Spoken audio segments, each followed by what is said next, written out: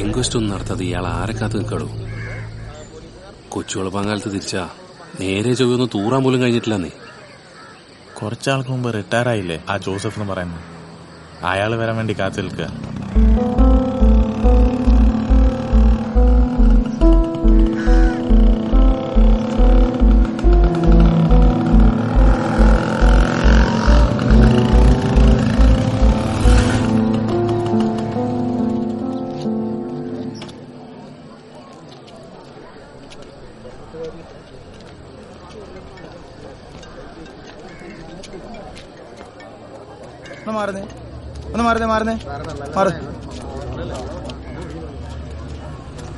പുള്ളി കൊറേ നേരായിട്ട് നോക്കിയേക്ക. സാറവിടെ? അവിടെ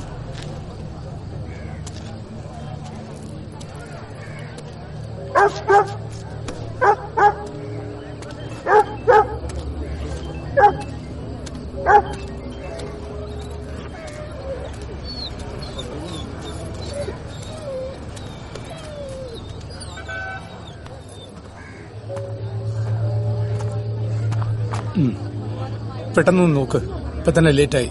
ഇൻക്വസ്റ്റ് നടത്തേണ്ടതാ.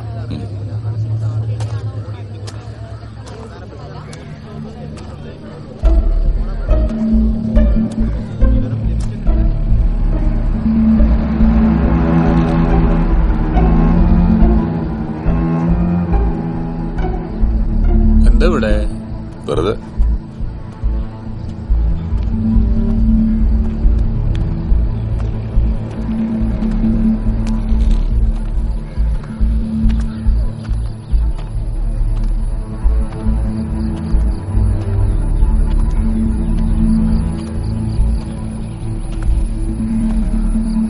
വല്ലതും കിട്ടിയോ? ഇതിവിടെ കിടന്നതാണ്. ഒരു പ്രിന്റ് കാണുന്നുണ്ട്, അതിലെയാണെന്ന് തോന്നുന്നു.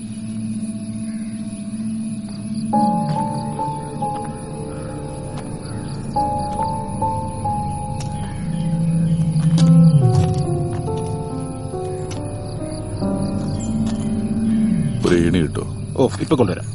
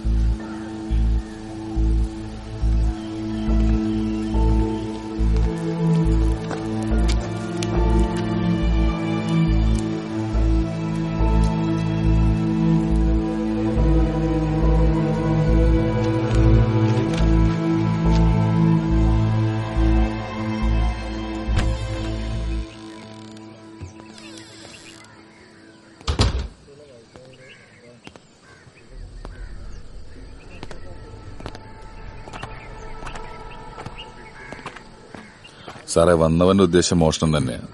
ആസാമിയും ബംഗാളിയൊന്നുമല്ല. ഇവരോട് അത്യാവശ്യം പരിചയമുള്ള ആരോഗ്യമുള്ള ഒരുത്തൻ.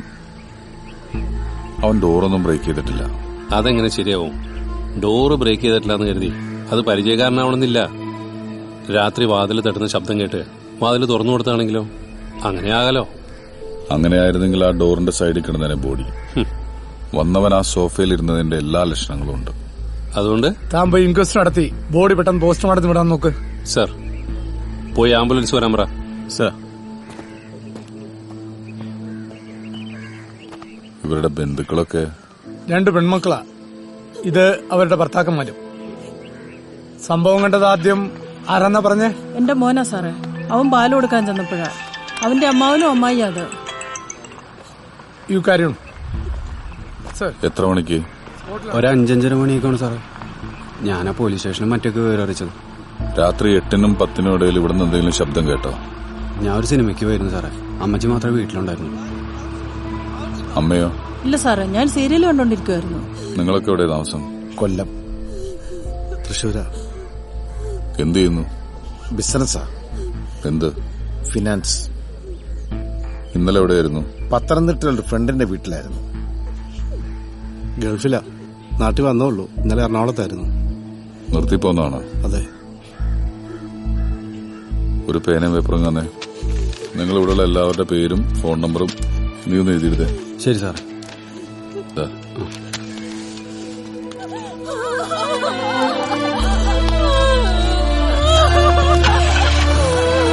ഇവരാക്കി കൊണ്ടുപോകും. മതിയടാ, മാറ്. ദാ. ആ. വല്ല സാധനം ഡ്രസ് വേണോ? എന്റെ കയ്യിൽ എവിടുന്നുണ്ടായില്ല സാറേ. പിന്നെ കാശ് ഒന്ന് വേണമെങ്കിൽ മാറ്റിക്കാം. എന്താടാ? 2 മതിടാ. സാറേ, അല്ലെ 2 ഗ്ലാസ് കിട്ടാൻ വല്ല വഴിയുണ്ടോ?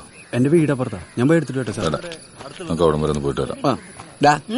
സാറിന് കുറച്ച് കാര്യങ്ങളുണ്ട്. നീ ഇവിടെ നിൽക്ക്, ഞാൻ പറയാം. എല്ലാ നമ്പറിന്റെ ടവർ ലൊക്കേഷൻ നോക്കാം. ഒന്നും വിട്ടുപോയി. വാ. പോകുമ്പോ 2 ഇറച്ചി വാങ്ങിച്ചോ എന്റെ വീട്ടിലേക്ക്. ആയിക്കോട്ടെ, വാങ്ങിക്കാം. അറിയാ, ഏ? ആ മൂത്ത മരുമോന്റെ ചിട്ടി കമ്പനി ഇപ്പൊ എങ്ങനാ? അവനെ കണ്ടിട്ടൊരു വശപ്പശവുണ്ട്. ശരിയാ. അതൊന്നും എനിക്കറിയില്ല സാറേ. ഇടയ്ക്ക് വീതം വേണമെന്നൊക്കെ പറഞ്ഞ് ബഹളമൊക്കെ ഉണ്ടാക്കാറുണ്ടായിരുന്നു. പിന്നെ അമ്മാവനും അമ്മായി അത് മരണശേഷമേ കൊടുക്കുള്ളൂ എന്നും പറഞ്ഞു. നന്നായി. വേറെ ഒന്നും എനിക്കറിയില്ല സാറേ. സാറേ, അകത്തേക്ക് ഇരിക്കാം. ഓ വേണ്ട, അറിയാ. ഒരു 2 ഗ്ലാസും എടുത്തു. ഓ. സാധനം ഏതാടാ? സാധനം സൂപ്പറാ. പക്ഷെ ലോക്കലാട്ടാ. തുറന്നടാ. കൊള്ളാമോ? ഇതെങ്ങനെടാ അടിക്കണേ? പിടിച്ച്. അങ്ങനെ ഒഴിക്കട്ടെ. അനിയ, ഒഴിക്കാനായിട്ട് ഒരു പെപ്സി എന്തെങ്കിലും വാങ്ങിച്ചു തരുമോ? ഓ, ഇവിടെ അടുത്ത് വല്ല കടകളിലും ഉണ്ടോ? കുഴപ്പമൊന്നുമില്ലല്ലോ. കുഴപ്പമില്ല. എനിക്കാണെങ്കിൽ വേണമെന്നില്ലാട്ടാ. ഞാൻ ട്രൈയാ. എനിക്ക് വേണം. ആയിക്കോട്ടെ. സർ. എന്താ സാർ? ആ ജോസഫ് അവിടെ പോയി. ആ ശവം എടുക്കാൻ വന്നിട്ട് അങ്ങോട്ട് ഇവിടെ സ്മോൾ അടിക്കാൻ പോയിട്ടുണ്ട്. ഹലോ. ആ പറ.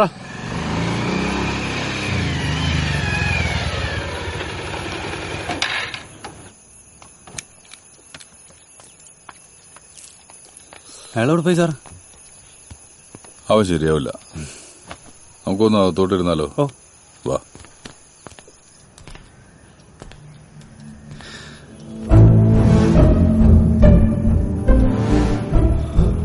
ഇവനാ സാറേ പ്രതി.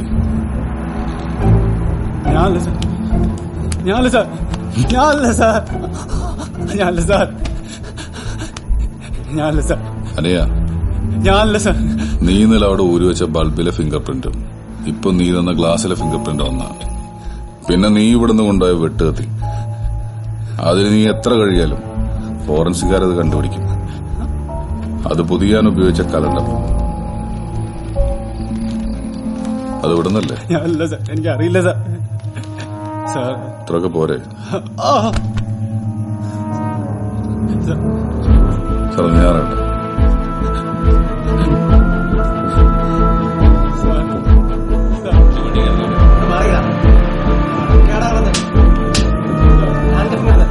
ജോസഫേ, ഇവനാണെന്ന് എങ്ങനെ മനസ്സിലായി? സാർ, അവൻ ബൾബ് പൊട്ടിക്കാതെ അവിടെ തന്നെ ഉപേക്ഷിച്ചതിൽ നിന്ന് ഒരു പ്രൊഫഷണൽ അല്ല അത് ചെയ്തെന്നുള്ളത് എനിക്ക് മനസ്സിലായി. സൺഷെയ്ഡിൽ തൂങ്ങി ടെറസിൽ കയറിയതിന്റെ എല്ലാ ലക്ഷണങ്ങളും അവിടെയുണ്ട്. ആരോഗ്യമുള്ള ഒരാൾക്ക് അത് ചെയ്യാൻ പറ്റൂ. മുകളിലത്തെ വാതിലിന്റെ നടുഭാഗമാണ് കുത്തി തുറക്കാൻ ശ്രമിച്ചിട്ടുള്ളത്. ഒരു പ്രൊഫഷണലും അങ്ങനെ ചെയ്യില്ല. അവരെപ്പോഴും ഒരു മൂലയെ കുത്തി തുറക്കാൻ ശ്രമിക്കും.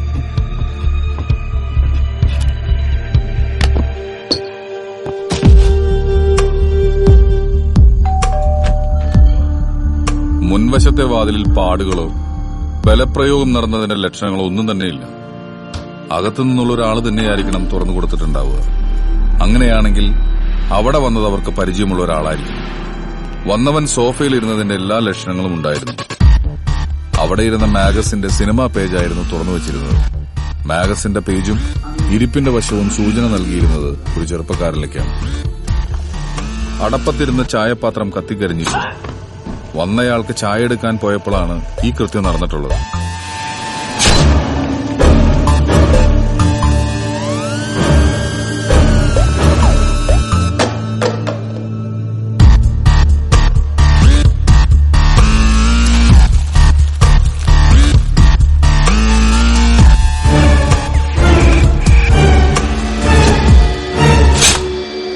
ക്രൈം സീനിൽ നിന്നും മരണപ്പെട്ടവർക്ക് പരിചയമുള്ള ആരോഗ്യമുള്ള ഒരു ചെറുപ്പക്കാരനായ സ്ഥലവാസിയാണ് ഈ കൃത്യം ചെയ്തതെന്ന് ഞാൻ ഉറപ്പിച്ചു.